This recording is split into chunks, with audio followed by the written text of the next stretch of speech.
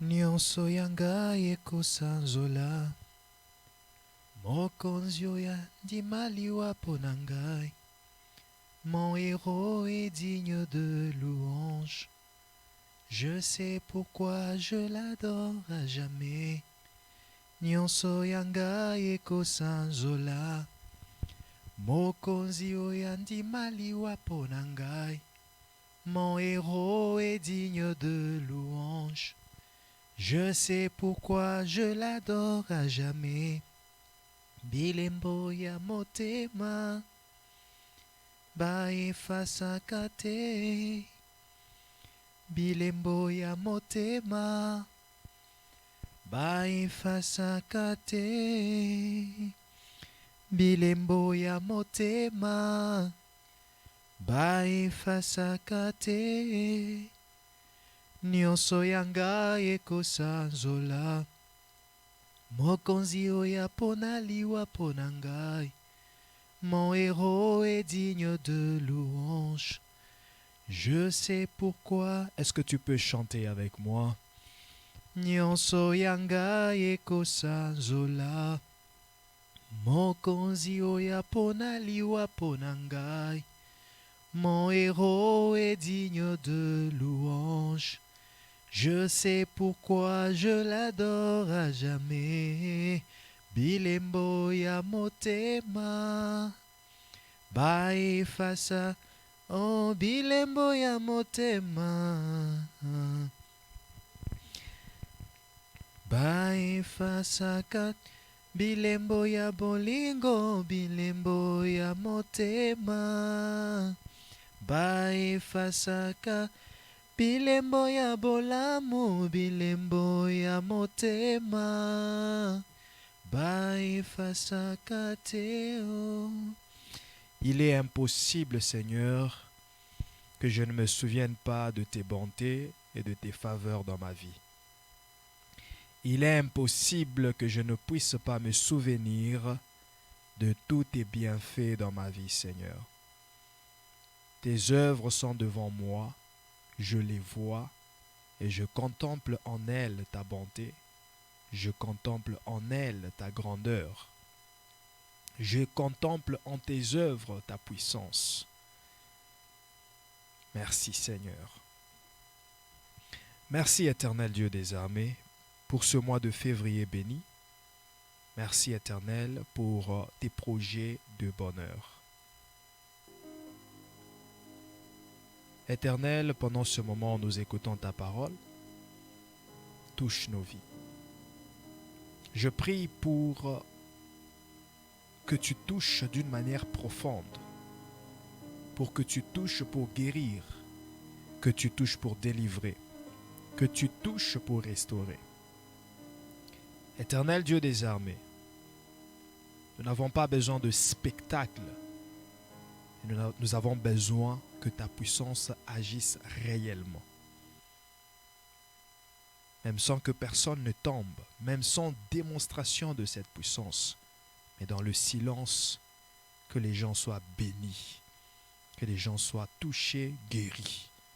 Je ne prie pas seulement pour ceux qui sont ici, mais je prie aussi pour ceux qui sont à la maison en train de suivre ce direct. Visite un chacun de nous, même ceux qui le suivront après. Nous reviendrons pour témoigner ta grandeur, pas pour glorifier un homme ou une dénomination, mais pour glorifier Jésus-Christ au centre de nos vies, au centre de tout. Merci Seigneur Jésus-Christ. Amen. Est-ce que nous pouvons acclamer le Seigneur?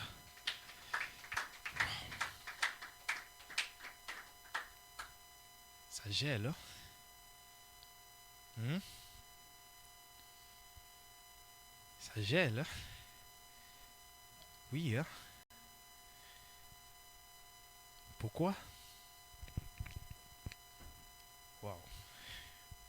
Que le Saint-Esprit me donne sa chaleur parce que je suis en train de trembler là. Je suis en train de trembler. Amen. On peut améliorer le son de mon micro s'il vous plaît. Nous allons lire Psaume chapitre 65 le verset 5. C'est ça qui sera mon verset de base, mon verset d'introduction, je voulais dire. Psaume 65. Nous allons lire le verset 5. Ce matin, nous allons déballer la cible prophétique. Nous allons déballer la cible prophétique. Le bonheur de la maison de Dieu. Je vais juste utiliser ça pour mon enfant. Je vois que la sœur Elisha m'a abandonné aujourd'hui. Je ne sais pas pourquoi. Peut-être qu'elle a oublié. Ça fait longtemps qu'on s'est réunis en présentiel. Alors, elle a oublié certaines choses. Est-ce qu'on peut m'aider avec un téléphone? Je vais juste utiliser un phone. Psaume 65, verset 5. La Bible dit ceci. Pendant qu'on m'apporte mon fond, je vais attendre cela. Psaume 65, verset 5. Vous y êtes? Lisons ensemble, et ce serait mieux qu'on se tienne debout. Merci. Qu'on se tienne debout pour honorer la parole de Dieu. Nous allons lire ensemble.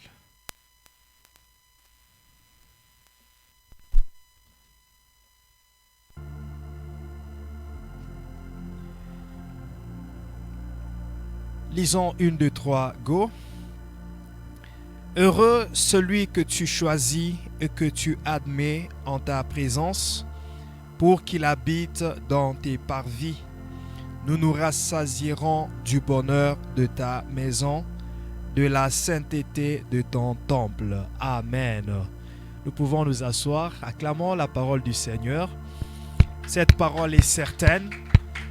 Dans la maison du Seigneur, il y a le bonheur. Heureux celui que tu choisis pour le faire habiter dans ta présence. Nous nous rassasierons du bonheur de ta maison. Certainement, bien-aimés dans le Seigneur, dans la maison du Seigneur, dans la maison de l'Éternel, il y a le bonheur. Dans ce temple où nous sommes ce matin, il y a le bonheur. Dans la maison de Dieu, il y a le bonheur. Oui, s'il y a un endroit, un lieu où nous pouvons rencontrer le bonheur, c'est la maison de l'Éternel. S'il y a un lieu où nous pouvons nous rassasier du bonheur, c'est la maison de Dieu. C'est dans la maison de Dieu que nous pouvons être comblés de bonheur.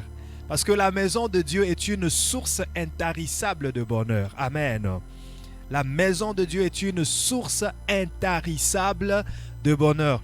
Avant que j'aille loin, parce que je te donnerai beaucoup d'informations et je te donnerai aussi beaucoup de compréhension à travers mon discours de ce matin. Mais avant que j'aille loin, j'aimerais d'abord t'encourager, te motiver et te féliciter. Toi qui es habitué de la maison de Dieu. Toi qui aimes la maison de Dieu, comme David dit, je suis dans la joie lorsqu'on me dit, allons dans la maison de l'Éternel. Je suis dans la joie lorsqu'on me dit, allons dans la maison de Dieu. Ça me donne la joie, encore un peu. Ça me donne la joie, ça me donne la joie. Un peu de basse, ça me donne la joie. Lorsqu'on me dit, allons dans la maison de l'Éternel, je suis dans la joie. Pourquoi? Parce que c'est dans la maison de Dieu que je trouve mon bonheur. C'est dans la maison de Dieu qu'il y a une source intarissable de bonheur. Ici, dans cette maison, il y a le bonheur. Dans cette maison de Dieu. Ce temple, ce local a été consacré pour être la maison de Dieu. Ici, il y a le bonheur. Amen. La maison de Dieu signifie trois choses. Premièrement, c'est le temple. C'est ce local. C'est toute maison qui est consacrée pour être un temple de Dieu. C'est la maison de Dieu. Deuxièmement, c'est le corps de toute personne qui a reçu Jésus-Christ, Seigneur et Sauveur. C'est comme ça que Paul dit, vous êtes le temple de Dieu. Vos corps sont le temple de Dieu. Vos corps sont la maison de Dieu. Ça veut dire en toi, il y a un bonheur. En toi, il y a une source intarissable de bonheur. Parce que ton corps est la maison de Dieu. Et la maison de Dieu signifie aussi la présence de Dieu. Là où la présence de Dieu est, c'est là qu'il y a la maison de Dieu. La présence de Dieu était à Luz. Mais lorsque Jacob dort à Luz et voit l'échelle, cette vision des anges qui montent et descendent, il s'étonne et dit, je ne savais pas que ce lieu était redoutable. C'est ici la maison de l'Éternel. C'est ici la porte des cieux. C'est-à-dire là où il y a la présence de Dieu, c'est directement, automatiquement la maison de Dieu. Alléluia. Alléluia.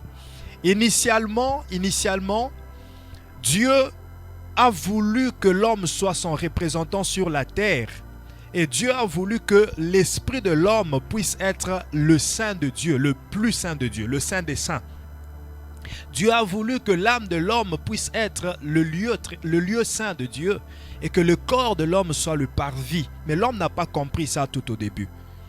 C'est ainsi que l'homme ignorant ou ne comprenant pas l'importance, n'avait pas la compréhension de la présence du Dieu qui l'accompagnait. Dieu s'est dit, comme ils sont inconscients de ma présence, ils veulent du palpable, ils veulent du visible. Qu'est-ce que Dieu a fait? Dieu a recommandé à Moïse de dresser ou de bâtir un tabernacle ambulant. Ce tabernacle ambulant, c'était l'image de la maison de Dieu. Et cette maison avait 3 étapes, 3 parties. Le tabernacle avait le parvis, le lieu saint et le lieu très saint. Bien-aimés, dans le parvis, tout le monde pouvait y être, mais je vous dis que ce n'est pas tout le monde qui y entrait. Parce qu'il fallait avoir un problème pour entrer dans le parvis. C'était une grosse cour. Il fallait en avoir vraiment besoin. Vous savez, la présence de Dieu dans le temps, elle terrifiait. Et les enfants d'Israël ne pouvaient pas aller directement ou d'une manière à s'amuser, à chercher Dieu ou à vouloir la présence de Dieu. Parce qu'ils ont été terrifiés sur la montagne un jour. Lorsqu'ils ont voulu voir Dieu, Dieu s'est dit, je vais les rencontrer. Mais dis-leur qu'ils ne pourront pas supporter ma présence.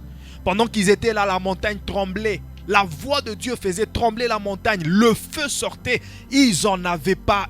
Ils ne pouvaient pas en revenir. Ils ne pouvaient pas supporter la scène. Et ils étaient étonnés que Moïse était un habitué à rencontrer Dieu. Moïse supportait ces choses-là. Et voilà pourquoi dans la cour, ce n'est pas tout le monde qui y allait. Il fallait vraiment avoir un besoin. Il fallait vraiment aller confesser un péché. Il fallait avoir un problème spécifique, un problème important à aller dire au sacrificateur pour entrer dans la cour. Et dans la cour, il y a quelque chose de très important. Je citerai quand même les outils, les instruments importants qui étaient dans le temple, dans le tabernacle. Je n'irai pas dans beaucoup de détails. Il y avait la cuve d'airain dans le parvis. La cuve d'airain servait au nettoyage, à la purification, à l'ablution. Les sacrificateurs, tous les sacrificateurs et les lévites qui devaient aller servir, devaient se laver les mains et les pieds dans la cuve d'airain. C'est ce qu'il y avait dans le parvis. Et dans le lieu saint, il y avait la table des pains de proposition, il y avait le chandelier qui brûlait à chaque instant et qui devait être entretenu par le sacrificateur principal, entretenu par Aaron. Il devait laver une seule fois par an les branches des chandeliers. Ça, c'est Dieu qui recommandait tout ça. Il lavait cela avec de l'huile. Il devait aussi utiliser cette huile pour garder le feu allumé sur le chandelier. Dans le lieu saint, il y avait aussi ce qu'on appelle l'autel des parfums ou l'autel d'or. Parce que c'était un autel qui était construit avec le bois d'acacia. Et c'était l'autel qui avait un coudé de longueur, un coudé de largeur et 2 coudées de hauteur. Et cet autel ne recevait le feu que lorsqu'il fallait offrir le parfum, ça veut dire l'adoration. L'autel de parfum, c'est l'image de l'adoration. Et le parfum qu'on offrait, c'était l'encens qu'on mettait. C'était l'odeur du parfum qui descendait sur cet autel. Et le feu de l'autel du parfum et le feu du chandelier, cette petite lumière, c'est la lumière qui éclairait dans la chambre qu'on appelle le lieu très saint. Parce que là, il n'y avait pas de lumière. Dans le lieu très saint, il n'y avait pas de lumière. C'était une salle un tout petit peu sombre. Et dans cette salle-là, il y avait l'arche de l'Alliance. Un coffre qui était construit de manière à être un coffre. Et sur ce coffre, il y avait ce qu'on appelle, d'abord il y avait des chérubins sous forme d'anges qui protégeaient l'arche. Mais il y avait aussi le propitiatoire. Propitiatoire qui veut dire lieu de miséricorde. Dieu l'avait prévu ainsi parce que c'est là qu'on déversait le sang des animaux qu'on immolait. Et c'est là que Dieu venait aussi. La présence de Dieu descendait là pour rencontrer les sujets de prière des gens et accorder la faveur et au sacrificateur principal qui y entrait une seule fois par an et à tout le peuple. La seule fois où il y avait une forte lumière dans le lieu très saint, c'est quand la présence de Dieu descendait. Mais c'était une salle qui était tout le temps un peu sombre. La seule lumière qui l'éclairait, c'était le chandelier du lieu très saint. Et parfois, le feu de l'autel, l'autel d'or, l'autel de parfum. Bien-aimés, chaque fois, il fallait que cette scène se produise, d'aller entretenir le tabernacle et tout ce qu'il y avait. Et les enfants d'Israël se sont habitués à cette présence de Dieu ambulante, à ce temple ambulant qui devait promener, qui devait porter sur leurs épaules, marcher avec, selon les orientations que Dieu avait données.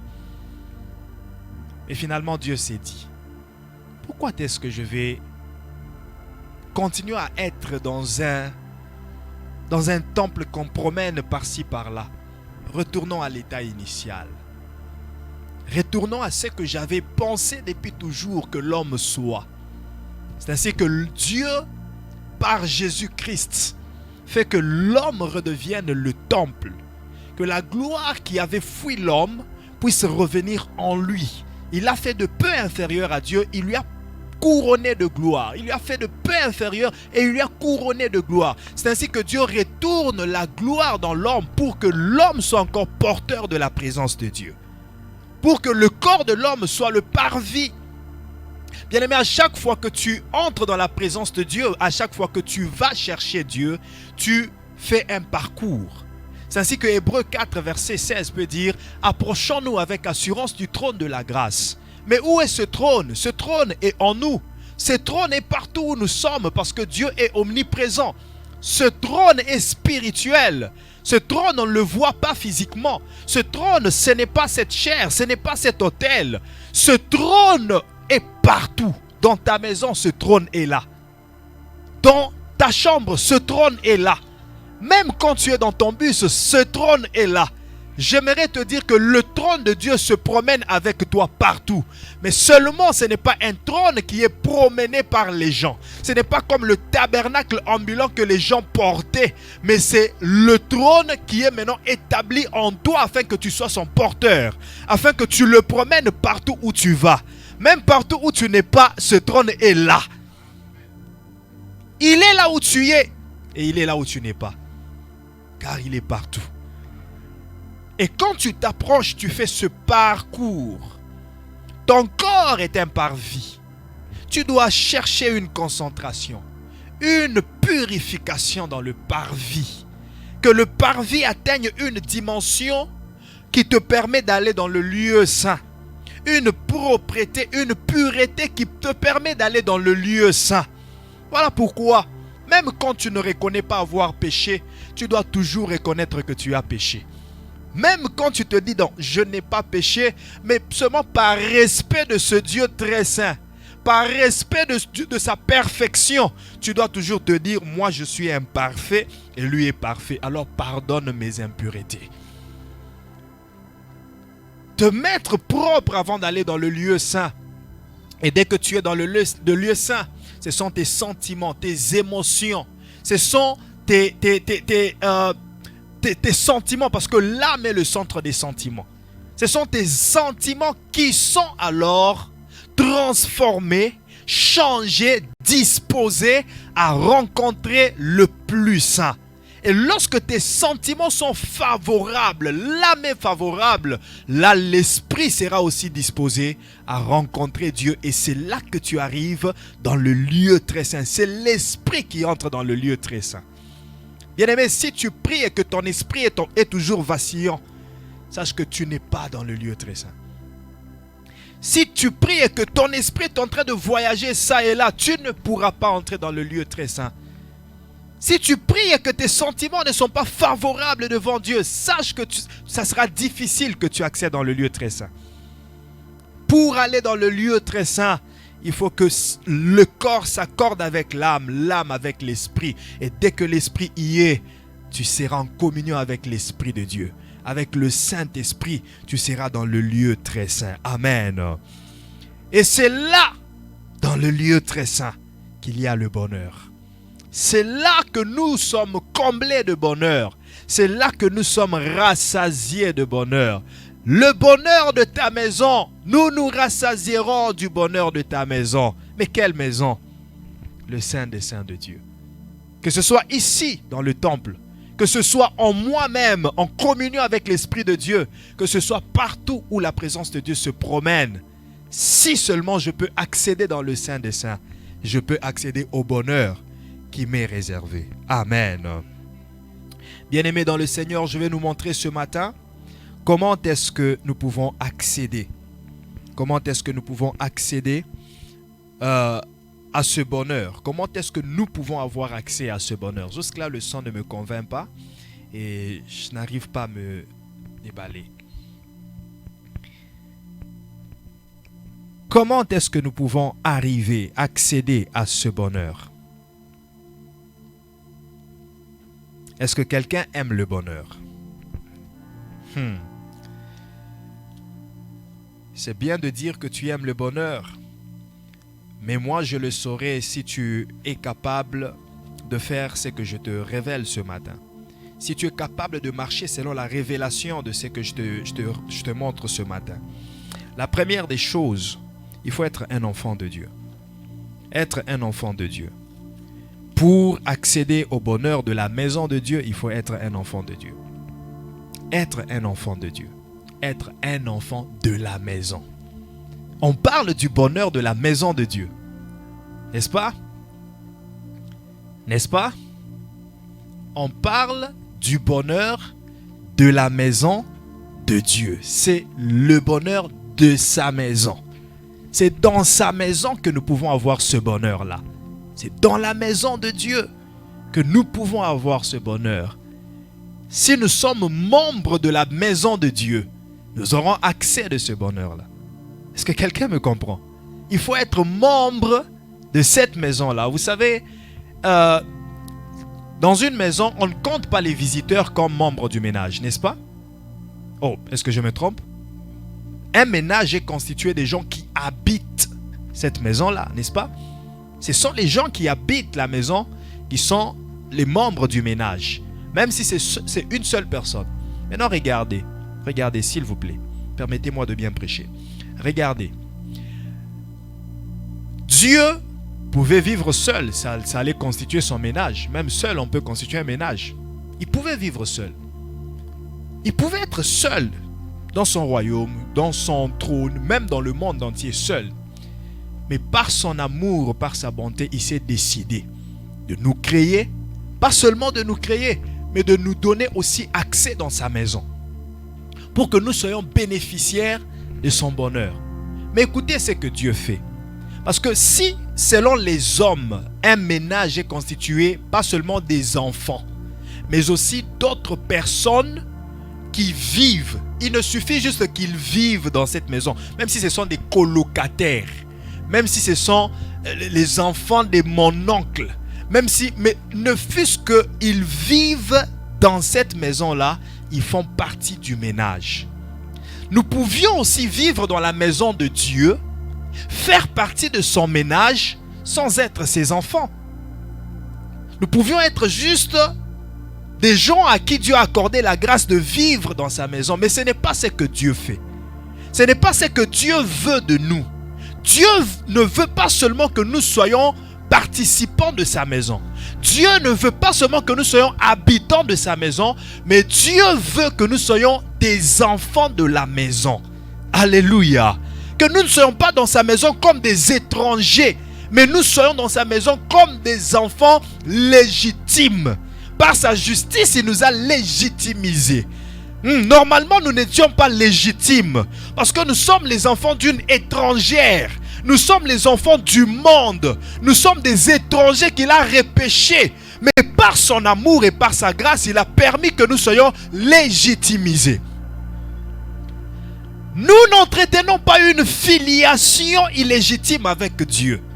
Nous n'entretenons pas une parenté illégitime avec Dieu. Oh bien-aimé, s'il faut partager l'héritage, je la partagerai de même avec les Juifs. Quelqu'un ne m'a pas compris. S'il faut partager l'héritage de mon Père Dieu, s'il faut partager l'héritage de Jésus-Christ, il n'y a personne qui la prendra, qui prendra plus que moi. Il n'y a personne qui me dira, toi tu n'as pas droit à l'héritage. Il n'y a personne qui me chassera pour dire, toi tu es l'enfant illégitime. Parce que Dieu m'a accordé sa grâce, il a brisé le mur de séparation. J'aime ce verset, Ephésiens 2, verset 14. Il dit, c'est lui notre paix, lui qui des deux n'en a fait qu'un. Il a brisé, il a fait tomber le mur de séparation.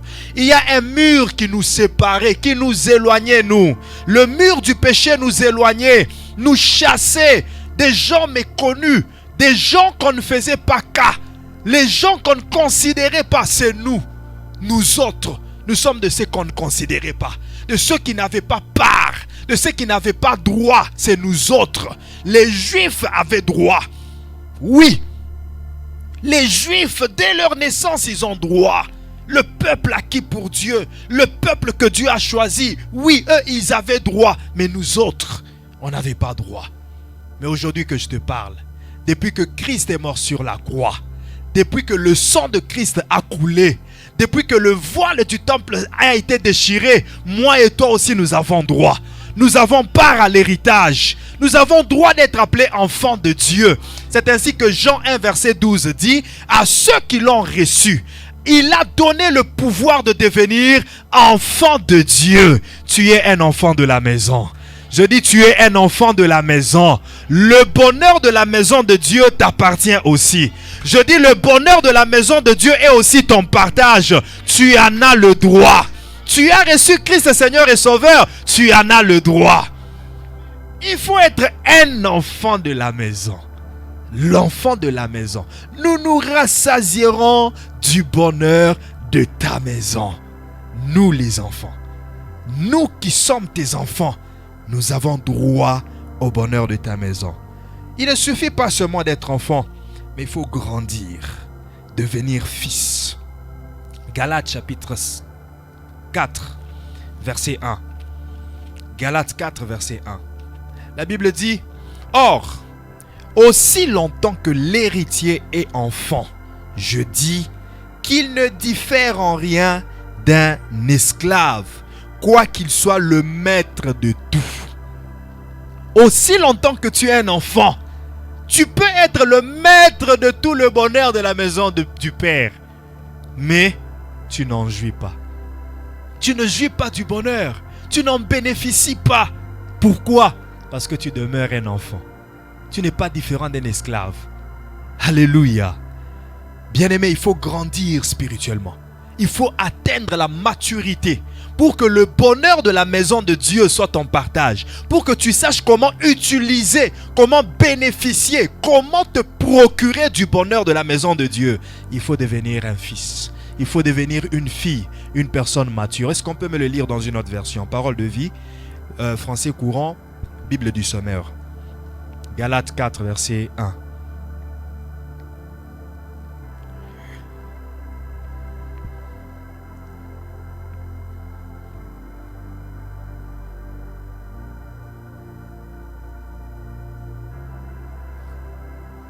Sœur Elisha. Galates 4, verset 1.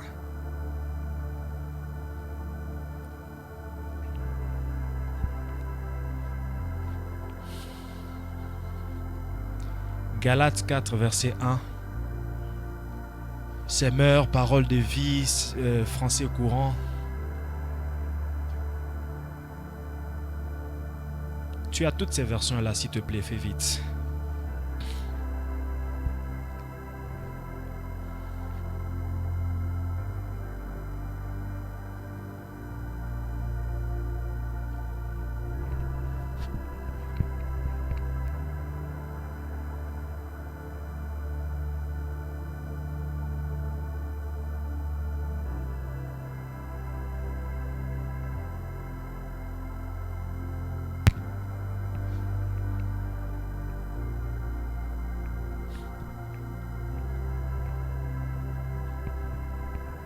Ok, aide-moi, gloire.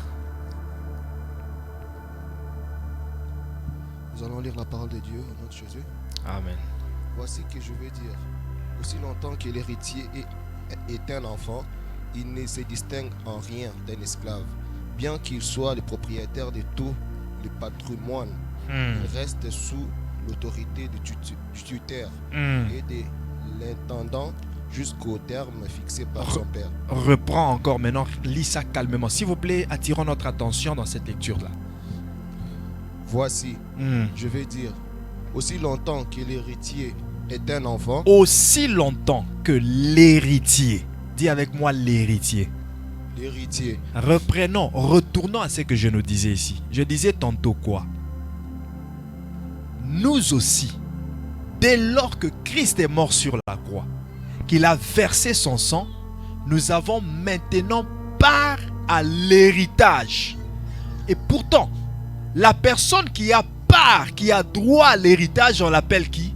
Héritier. Dis avec moi, je suis un héritier. Je suis un héritier. Si j'étais une femme, j'allais dire je suis une héritière. Dis avec moi, je suis un héritier. Je suis un héritier. Continue.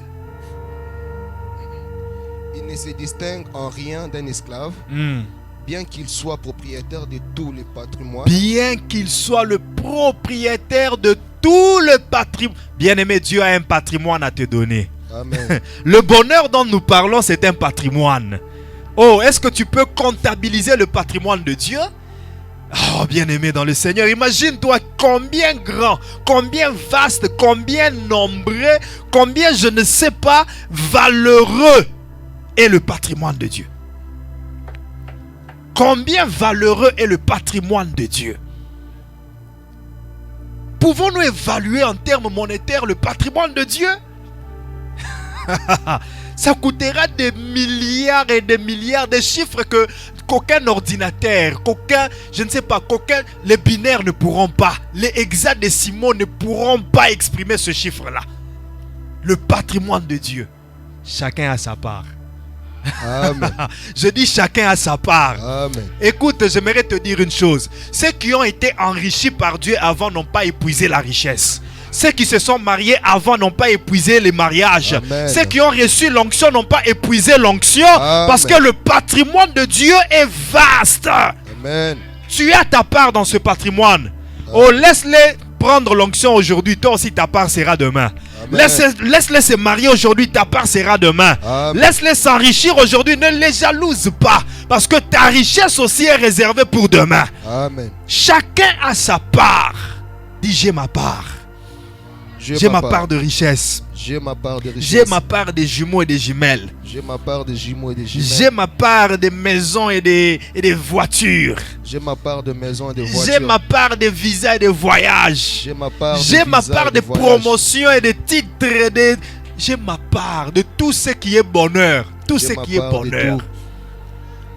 Hein? Tu as ta part. Muto kopi melayo azate.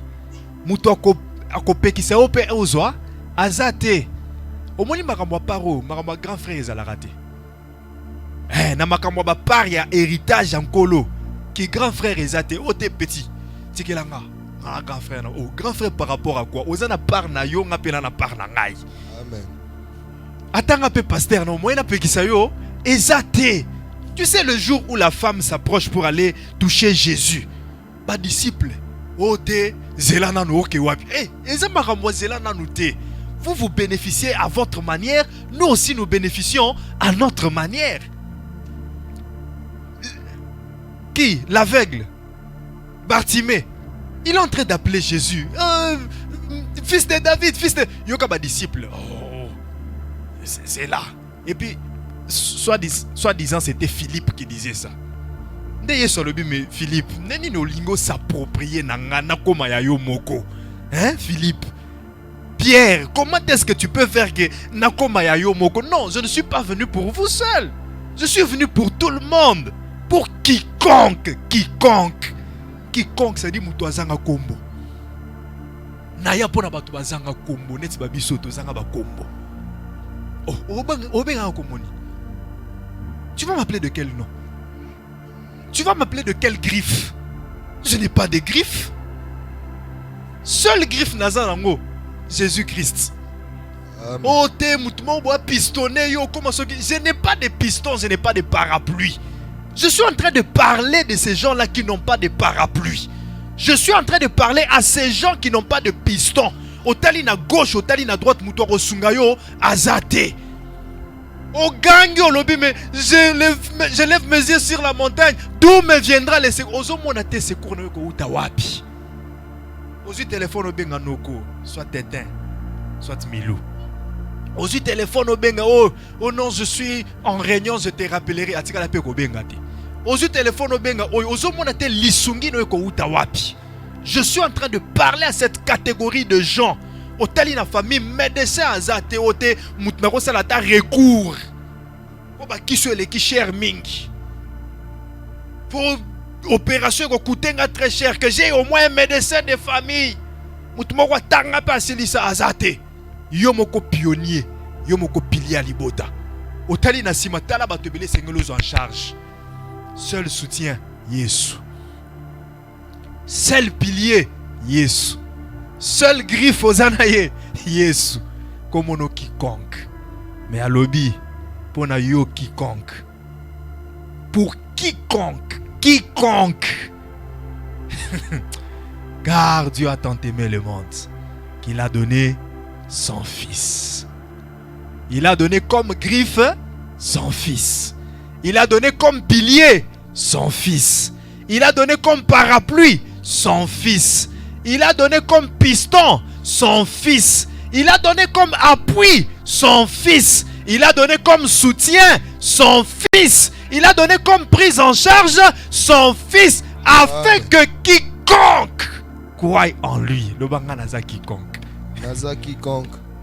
Il ne suffit qu'à on dit melaye. Et s'il le bonheur devient ton partage. Amen.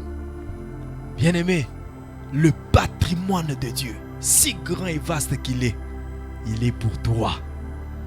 Mais si tu as cette compréhension, biloko papa eza yangai, c'est à moi. C'est pour moi. C'est pour moi. C'est pour moi.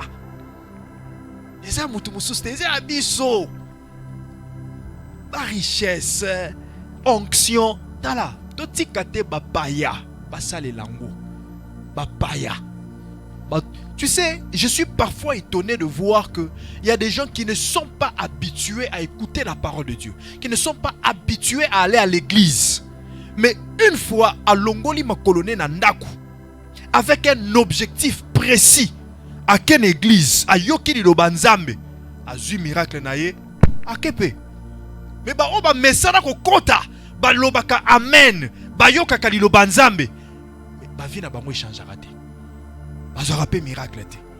Je vous dis, parfois ça m'étonne. Il y avait un garçon que je suivais à l'église au Congo. Nalsale ba suivi le lengenyonso à l'église. Ah, subitement la monnaie à comme église. Et pourtant quand il venait à 6 classes, vous savez à la rater. Aluka musala na ba façon nyonso musala ils ont raté. Il s'est dit je vais aller à l'église. Objectif n'est à moi, trouver un travail. Il venait, réunion de prières, nuit de prières. Il venait. Ah, je me suis dit, mais c'est son temps. Et pourtant, il avait un objectif. Le jour où on n'a pas je ne l'ai plus jamais revu. Dans un message, il répondre à ta mouquette.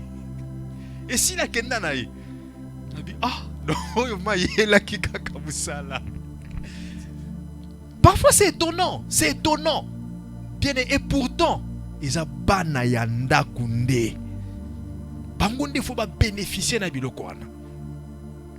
Toi, tu ne manqueras pas le bonheur de la maison de Dieu. Amen. Je dis, tu ne rateras pas le bonheur de la maison de Dieu. Amen. Aussi longtemps que tes pieds fouleront dans la maison de Dieu, tu rentreras chez toi comblé de bonheur. Amen. D'ailleurs, ce matin, tu rentres comblé de bonheur. Amen. Tu rentres comblé de bonheur. Amen. Bonheur plus. Bonheur mususu okomi na ndako kotinza mesia bagisa ki su bonheur mususu. Amen. Tu manqueras où mettre ta bénédiction. Amen. Tu manqueras où mettre ta richesse. Tu ne sauras pas compter le nombre des troupeaux, des brebis que Dieu placera dans ton troupeau. Tu ne sauras pas compter le nombre de chèvres, des brebis que Dieu mettra dans ton troupeau. Quand tu feras l'inspection, tu verras que rien ne manque.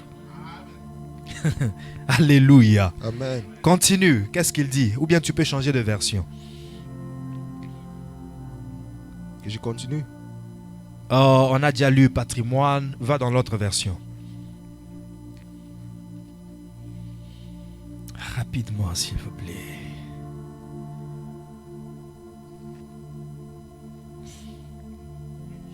Français courant.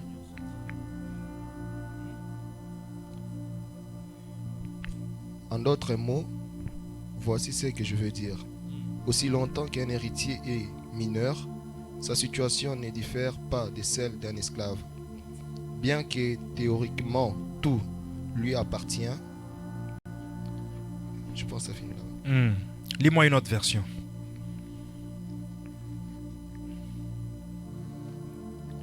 Nous sommes toujours dans Galates chapitre 1, verset 4. Écoute, merci frère Gloire, que Dieu te bénisse. Écoute, je lis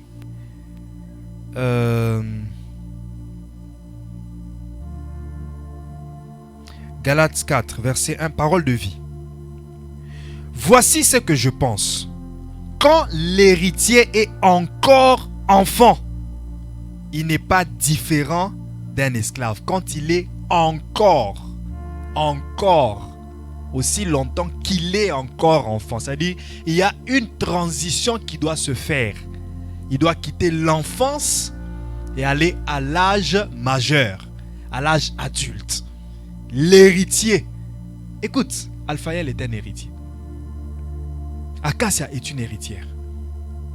Les enfants tels qu'ils sont, ils sont héritiers. Dès que nous recevons Christ, nous devenons héritiers automatiquement. Quel que soit notre âge spirituel, nous sommes héritiers. Mais, aussi longtemps que nous sommes encore enfants, nous ne sommes pas différents des esclaves. Des boys de la maison. Des bonnes, nous ne sommes pas différents d'eux.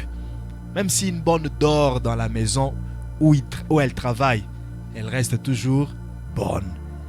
Il y a des choses qu'elle ne peut pas toucher. Il y a des chambres, il y a des pièces où elle n'a pas accès. Elle va se limiter là où on lui a dit, ici c'est tes limites. C'est ça qu'elle va respecter. Et nous nous comportons de cette manière aussi longtemps que nous sommes enfants. Il y a des choses que nous avons peur de demander à Dieu. Parce que nous ne savons pas que c'est notre Père. Nous ne nous rendons pas compte que c'est notre Père. Il y a des choses que nous ne réclamons pas. Parce que nous ne nous rendons pas compte que Dieu est notre Père. Nous ne sommes pas des esclaves. Nous ne sommes pas des bonnes. Nous ne sommes pas des étrangers. Mais nous sommes des enfants. Alléluia. Dis avec moi, je suis un enfant.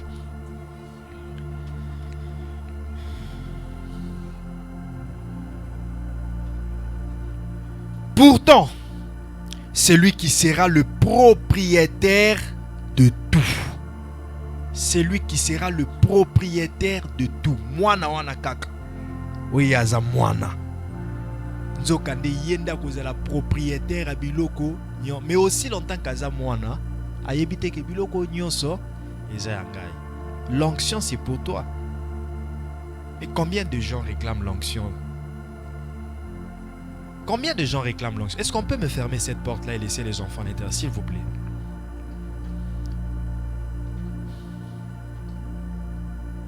se passe?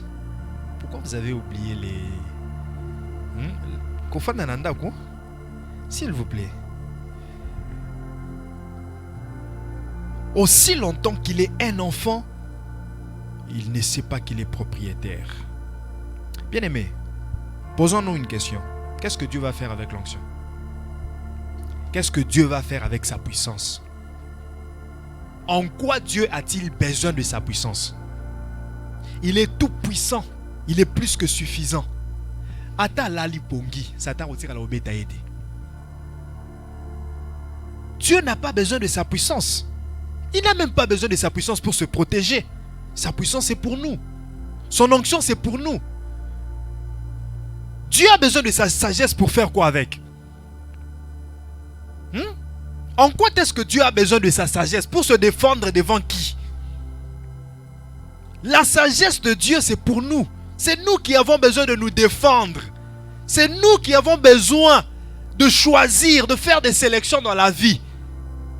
C'est nous qui avons besoin de prendre des décisions. Alors pour prendre des bonnes décisions, nous avons besoin de la sagesse de Dieu. Nous avons besoin de la puissance de Dieu. C'est nous qui avons besoin de guérison. C'est nous qui avons besoin de restauration. D'où la puissance de Dieu et notre besoin. Nous avons besoin de bénéficier de sa puissance, de son onction, de sa sagesse. Le fruit de l'esprit, les dons de l'esprit. Dieu les met à la disposition de nous. C'est notre propriété. Nous en sommes propriétaires. Nous en sommes propriétaires. Tu es le propriétaire de l'onction de Dieu. Tu es le propriétaire de la sagesse de Dieu. Tu es le propriétaire de la connaissance et de l'intelligence qui est en Dieu. Les 7 esprits de Dieu, esprit de sagesse, de connaissance, de l'esprit de crainte de l'éternel, tous ces niveaux de l'esprit de Dieu, c'est notre propriété. C'est nous qui devons en bénéficier. Et combien soupirent après cela? Combien aspirent à cela? Parfois nous cherchons des choses qui sont viles, qui sont passagères, éphémères et vanité. Au lieu de chercher ce qui serait la source de cette vanité-là. Source de richesse. Source de bonheur. Source d'élévation. C'est ça que nous devons chercher. Vous savez, je réfléchis, je méditais. Un jour, je me dis, mais comment est-ce que les gens sont faits? Comment est-ce que l'homme est fait? Je vous dis vrai, l'homme, les gens que vous voyez, l'humanité, le peuple de partout au monde. Si aujourd'hui, on solde des affaires, des bijoux, Michael Kors dit, je solde les montres, je solde mes affaires, ma marchandise.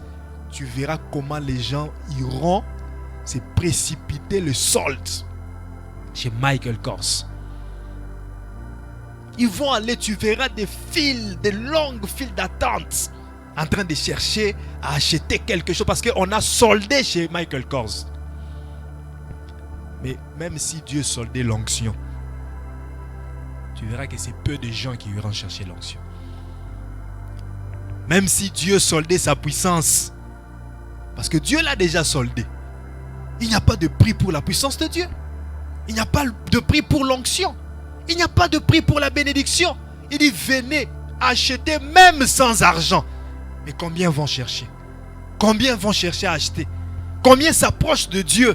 C'est ainsi que Jésus disait, étroite est le chemin qui mène à la vie, mais grande est le chemin qui mène à la perdition.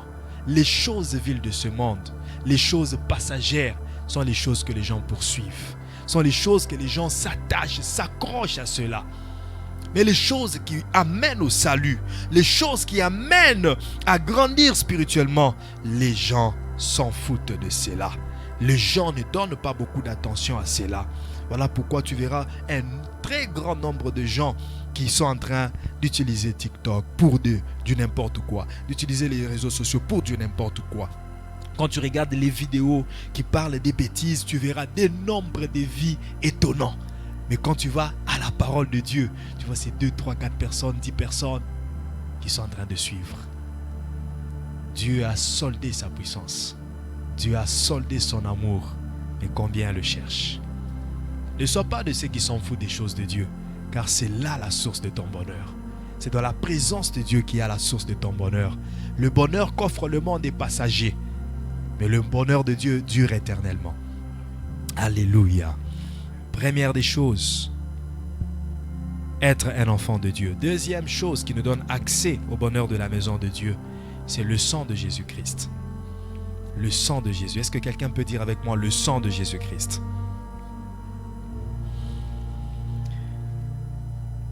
Jésus meurt sur la croix. Il verse son sang. Le sang est répandu. Le voile du temple est déchiré. Pourquoi? Pour que ceux qui n'avaient pas accès aient accès. Revenons au tabernacle. Il n'y a que le sacrificateur principal qui pouvait entrer une seule fois par an dans le lieu très saint. Le lieu très saint était séparé du lieu saint par un voile. Et le lieu saint était séparé du parvis par un rideau. Mais toutes ces barrières-là devaient tomber. Ça, c'est la première barrière que Jésus-Christ fait tomber. Écoute, en mourant sur la croix, Jésus a fait tomber plusieurs barrières. Mais je te mentionne deux barrières principales. La première, c'est donner accès à ceux qui n'avaient pas accès au lieu très saint. C'est-à-dire tout le monde, même ceux qui n'entraient pas dans le parvis, pouvaient maintenant entrer dans le lieu très saint. Par sa mort sur la croix, en répandant son sang, il y a des barrières qui sont tombées.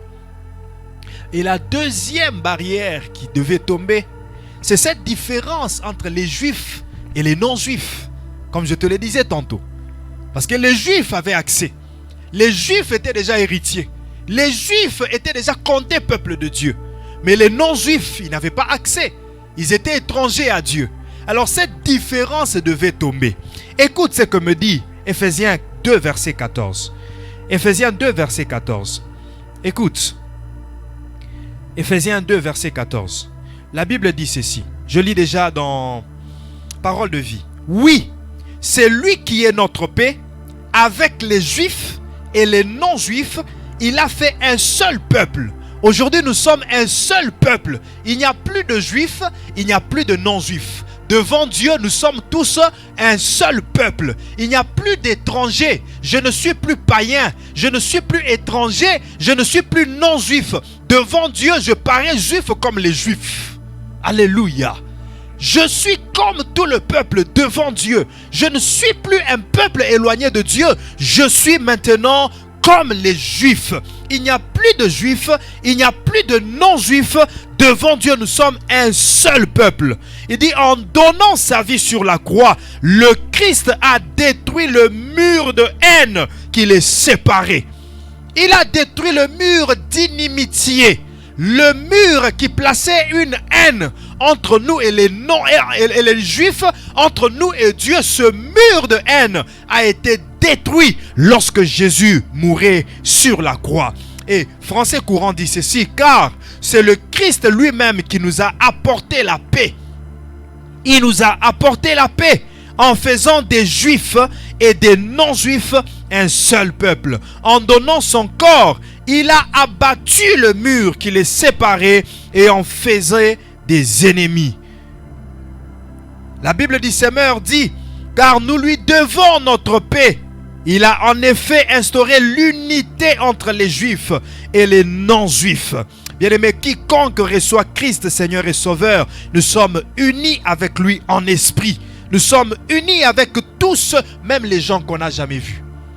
Les gens qui sont dans d'autres pays, qui soient en Arménie, qui soient en Inde, qui soient en Brésil, qui soient n'importe où qu'ils soient, dès qu'ils reçoivent Jésus-Christ Seigneur et Sauveur, nous faisons un seul esprit. Nous sommes unis en esprit et c'est ce qu'on appelle l'Église, corps du Christ.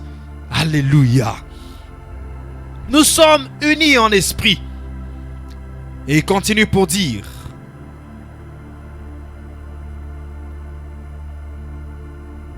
et a abattu le mur qui les séparait en livrant son corps à la mort. Il a annulé les effets de ceux qui faisaient d'eux des ennemis. En livrant son corps sur la croix, Christ a abattu le mur de séparation. Il a même détruit les effets qui faisaient de nous des ennemis entre nous, qui faisaient de nous des ennemis avec Dieu. Il a détruit ce mur-là. Bien-aimé, le sang de Jésus-Christ en coulant sur la croix nous a donné accès dans le lieu très saint. Il a déchiré le voile. Il a détruit le mur de séparation. Il nous a réunis pour être tous un seul peuple devant Dieu. Des barrières sont tombées. J'aimerais dire à quelqu'un, lorsque le sang de Jésus est répandu, il y a des barrières qui tombent. Il y a des effets qui sont détruits. Les effets de la maladie qui sont stoppés. Les effets de la mort qui sont stoppés. Vous savez que lorsque Christ était à la croix en train de mourir, lorsqu'il a répandu son sang, des sépulcres se sont ouverts. La Bible dit les sépulcres se sont ouverts, des hommes ont été ressuscités. Ils les ont vus à Jérusalem marchant. Les gens ont reconnu cette personne est morte depuis longtemps, mais le voilà ressuscité. Il y avait une débandade lorsque Christ mourait sur la croix. Pourquoi? Parce qu'en mourant, en répandant son sang, il est allé jusque dans le séjour des morts, où il a arraché les clés, le pouvoir de la mort. C'est ainsi que 1 Corinthiens 15, verset 55 dit: mort, où est ton pouvoir? Mort, où est ton aiguillon? L'aiguillon de la mort a été vaincu sur la croix. Le sang de Jésus a vaincu l'aiguillon de la mort. La mort n'a plus de pouvoir sur toi. La mort n'a plus de pouvoir sur ta famille. La mort n'a plus de pouvoir parce que le sang de Jésus a vaincu la mort. Alléluia.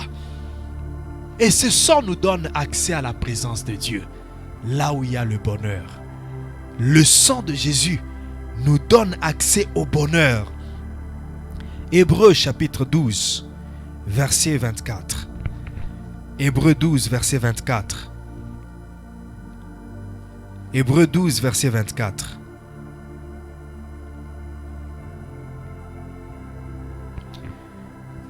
Vous,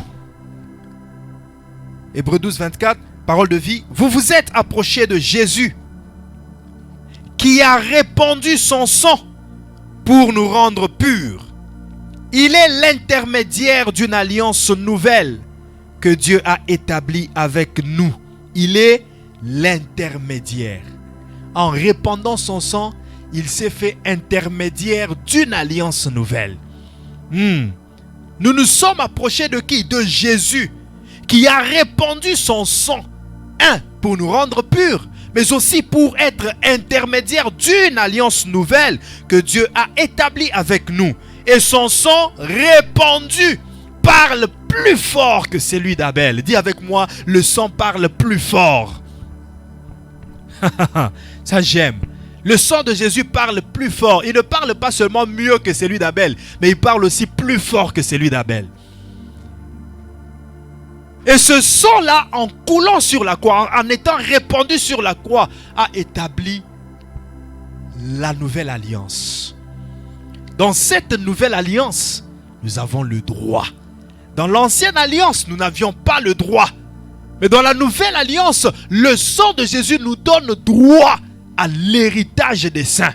Le sang de Jésus nous donne droit au bonheur. Le sang de Jésus nous donne le droit d'accès dans la présence de Dieu. Où se trouve le bonheur?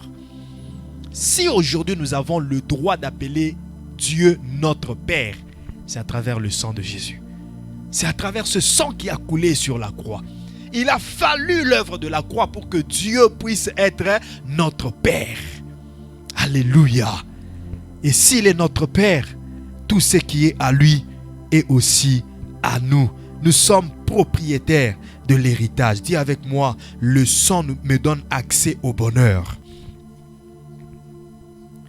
Voilà ce que Français courant dit. Vous vous êtes approchés de Jésus, l'intermédiaire de l'alliance nouvelle, et de son sang répandu. Dans toutes les deux versions, on parle de répandu. Il faut que le sang soit répandu pour que ce sang-là puisse parler plus fort. Il faut que le sang soit répandu pour que ce sang-là puisse nous donner l'accès au bonheur. Il faut que le sang soit répandu, pas n'importe quel sang, le sang de Jésus. Le sang de la victime expiatoire. Les victimes victimes expiatoires de l'ancienne alliance n'ont pas pu donner le salut à l'humanité. On a égorgé les bœufs, on a égorgé les veaux, on a égorgé les ânes, on a égorgé les brebis, mais le péché de l'humanité était toujours plus fort que ces ânes et de ces bœufs qui étaient égorgés. Il a fallu un sang plus fort que le péché de l'homme pour annuler le pouvoir du péché. Il a fallu le sang d'un plus fort, et le plus fort qui a été trouvé, c'est Jésus-Christ. C'est Jésus-Christ. Son sang est plus fort. J'aime ça. Son sang est plus fort. Écoute, le sang que les sorciers de ta famille sont en train d'utiliser n'est pas plus fort. Le sang de coqs et de poules qui sont en train d'égorger dans leur sorcellerie n'est pas plus fort. Le sang des chèvres qui sont en train d'égorger n'est pas plus fort. Le sang qu'ils sont en train de répandre ça et là, même s'ils vont à l'hôpital et ils sont en train de tuer les bébés, les nouveau-nés pour prendre leur sang et devenir fort, ce sang-là ne peut pas le rendre plus fort. Il y a un seul sang qui peut nous rendre plus fort, c'est le sang de Jésus. Par le sang de Jésus, nous sommes plus forts que les démons. Par le sang de Jésus, nous sommes plus forts que les sorciers. Par le sang de Jésus, nous sommes plus forts que les occultistes. Il n'y a aucune puissance sur la terre, dans les cieux et partout dans le monde qui peut s'opposer à la puissance du sang de Jésus-Christ. Alléluia. Le sang de Jésus répandu nous rend plus forts, nous rend plus puissants. Voilà pourquoi Jésus disait à ses disciples, si vous mangez ma chair, si vous buvez mon sang, vous aurez ma vie en vous. La vie du Tout-Puissant, la vie du plus fort. Cette vie sera en vous. Alléluia. Le sang de Jésus nous donne accès au bonheur. Je continue, français courant. Il dit, et de son sang répandu qui parle d'une manière plus favorable. Oh my God, plus favorable. Dis avec moi, plus favorable. Donc non seulement le sang de Jésus parle mieux que celui d'Abel, mais il parle aussi plus fort que celui d'Abel. Mais il parle aussi d'une manière plus favorable. Bien aimé, il faut que tu entres dans ces révélations.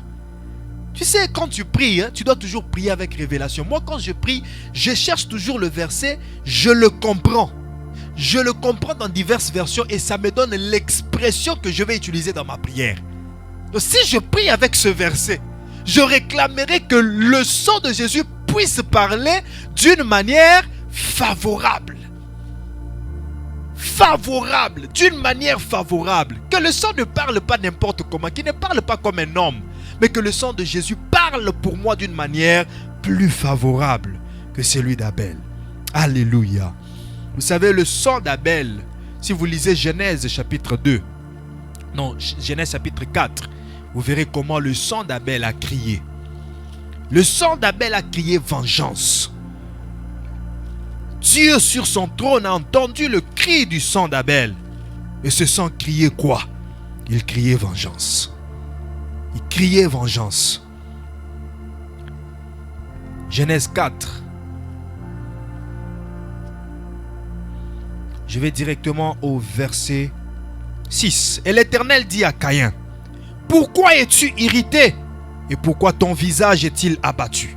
Certainement, si tu agis bien, tu relèveras ton visage. Et si tu agis mal, le péché se couche à la porte et ses désirs se portent vers toi. Mais toi, domine sur lui. Cependant, Caïn adressa la parole à son frère Abel. Mais, comme ils étaient dans les champs, Caïn se jeta sur son frère Abel et le tua. L'Éternel dit à Caïn, où est ton frère Abel? Il répondit, je ne sais pas. Je ne sais pas. Suis-je le gardien de mon frère? Et Dieu dit, qu'as-tu fait, Caïn? Qu'as-tu fait? Qu'as-tu fait, Caïn? Qu'as-tu fait? Je n'aimerais pas que Dieu te pose cette question un jour. Qu'as-tu fait? Je n'aimerais pas que Dieu te pose cette question. Toi qui es habitué à aller pécher et à revenir demander pardon à Dieu. Un jour Dieu te demandera, qu'as-tu fait? Toi à qui j'ai pardonné hier, toi à qui j'ai béni hier, toi à qui je me suis présenté hier, qu'as-tu fait pour aller pécher de cette sorte? Toi à qui j'ai interdit cela hier, qu'as-tu fait pour aller tomber encore dans ce même péché? Qu'as-tu fait qu'hier je te l'ai interdit? Qu'as-tu fait? La voix du sang de ton frère crie de la terre jusqu'à moi. La voix du sang, dis avec moi la voix du sang. La voix du sang de ton frère. La voix du sang de ton frère crie de la terre jusqu'à moi. Je n'ai pas le temps de le lire dans d'autres versions. Mais tu comprends que la voix du sang d'Abel. La voix du sang d'Abel. Maintenant, qu'est-ce que Hébreux 12, verset 24 nous dit?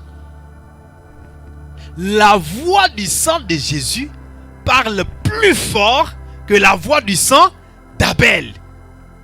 La voix du sang de Jésus parle de manière plus favorable que la voix du sang d'Abel. Si la voix du sang d'Abel criait vengeance à l'Éternel, la voix du sang de Jésus est en train de crier salut, pardon, miséricorde. La voix du sang de Jésus ne crie pas pour te condamner, mais la voix du sang de Jésus crie pour ta justification. La voix du sang de Jésus ne crie pas pour t'accuser, mais la voix du sang de Jésus crie pour te purifier, pour te pardonner, pour te justifier, pour te rendre appartenant à Dieu. C'est par la voix du sang de Jésus que nous appartenons aujourd'hui à Dieu. C'est parce que la voix du sang de Jésus a crié sur Golgotha jusqu'au trône de Dieu que Dieu s'est dit, maintenant je peux acquérir ce peuple. C'est un peuple acquis, c'est un peuple saint, c'est un peuple réservé pour ma louange, acquis par le sang de Jésus-Christ. La voix du sang de Jésus crie plus fort que le sang d'Abel. La voix du sang de Jésus peut crier bonheur. La voix du sang de Jésus peut crier mariage, je voulais dire, excusez-moi. La voix du sang de Jésus peut crier guérison de maladie. La voix du sang de Jésus peut crier gloire. Voilà pourquoi j'aime bien répandre le sang de Jésus dans ma maison. J'aime bien faire l'aspersion du sang. J'ai fait l'aspersion du sang parce que je sais que même si je sors, le sang de Jésus répandu, la voix de ce sang sera en train de crier. Moi je suis en dehors, mais la voix du sang de Jésus crie. Elle crie. Vous savez, lorsque la voix d'un homme est en train d'engueuler, un parent qui engueule son enfant. Vous savez qu'il y a des enfants qui ne supportent pas qu'on les engueule. Il suffit juste que tu grondes avant de là. Au métier était. Mais qu'on gagne les caca, qu'on gagne sérieusement. Abandonne là. À quoi quitter? La voix, l'okito mongongo papa et lobby. Banabalengi. C'est quoi ce qui makila ya Yesu? L'okito ya mongongo makila ya Yesu gagne les démons. Est-ce que les démons ont dit côté les mains? Comprends la révélation. Comprends la révélation. Oh, ba démon, bazo sakana nanda kunangai, nazolo tabando tomabe, oh, ba mari de nuit. La voix du sang de Jésus. Yebisaka mungongo makile su gangele langa ba démon wana. Kana ola nanga na kiba gangele langa bango. So mira yonani. Oh, ngaite batinda ki imakende. La voix du sang de Jésus. Bien-aimé, entre dans cette révélation. Si tu as cette révélation, la voix du sang de Jésus que tu répandras dans ta maison, que tu répands. Nazo biso même na bisika musala. Il n'y a pas de mystère du royaume. Même na bisika musala. Son en koti. Je déclare que le sang de Jésus. Que la voix du sang de Jésus parle. Jour promotion Goya. Et où tu as vu? Mais la voix du sang de Jésus criait promotion. La voix du sang de Jésus criait protection. Oh, bah, y a un poison, bah, tiens, na moussa. La voix du sang de Jésus. Ce sont des stratégies des techniques spirituelles que tu dois avoir. Comment est-ce que yo mwana nzamba kwa empoisonner rabu? Le baka so nzamba permettre yango que okufa na nzela wana. So nzambe moko na souveraineté na ye. Mais na mona te poni nzamba o permettre yango ata na souveraineté na okufa na poison. Non. La voix du sang de Jésus doit te parler. Koti na bureau, olingo fanda boyite, ko fanda te bimake. Ah, mais nini, nalingi na fite ko fanda te bima. La voix du sang de Jésus te parle. Quand tu viens comprendre un peu, ah, muto ya ko fanda kufi, o batia ki poso. Nalinga la fanda donc. La voix du sang de Jésus t'a parlé. Alléluia. Écoute, ce que je suis en train de te dire demande la foi. Demande la maturité spirituelle. Pas les enfants devront grandir et atteindre cette dimension-là. Que la voix du sang de Jésus parle. Elle peut parler et dire tout. Bisiko za ezogangelobi mariage, mariage. Tango mingongo mususu ezogangelobi te, ye celibat, ye akobala te. Bazola kelo mabe me mungongo ya makila Yesu elobaka plus fort. C'est-à-dire mungongo eko yoka na mingi eza mungongo ya makila ya Yesu. Mungongo eko domine eza mungongo ya makila ya Yesu. Ata basangani baza combien bagangi bavoa na bango nyonso ekokoka koleka mungu voix ya mungongo ya makila ya Yesu te. Alléluia. Basangana na bango ba maudire ne balingi. En temps et en contre-temps. Malédiction na bango eko salanga eloko moko parce qu'il y a quelqu'un qui a répandu son sang.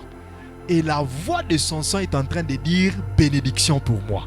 Est en train de dire bonheur pour moi. Est en train de dire guérison pour moi. Est en train de dire élévation pour moi. La voix du sang de Jésus-Christ. Alléluia. Bien-aimés, nous allons prier ce matin. Nous allons prier et je vais faire aussi le service d'aspersion du sang ce matin. Nous allons faire ce service ce matin. L'aspersion du sang, que le sang de Jésus, que la voix du sang de Jésus-Christ soit en train de crier. Crier bonheur, crier bénédiction pour nous. Que la voix du sang de Jésus-Christ soit en train de crier pour engueuler les démons, pour chasser le diable, pour détruire, renverser le mur de séparation. Nous allons d'abord élever nos voix, glorifier le Seigneur, lui dire merci pour sa parole. Prions au nom de Jésus-Christ. Prions au nom de Jésus, élevons nos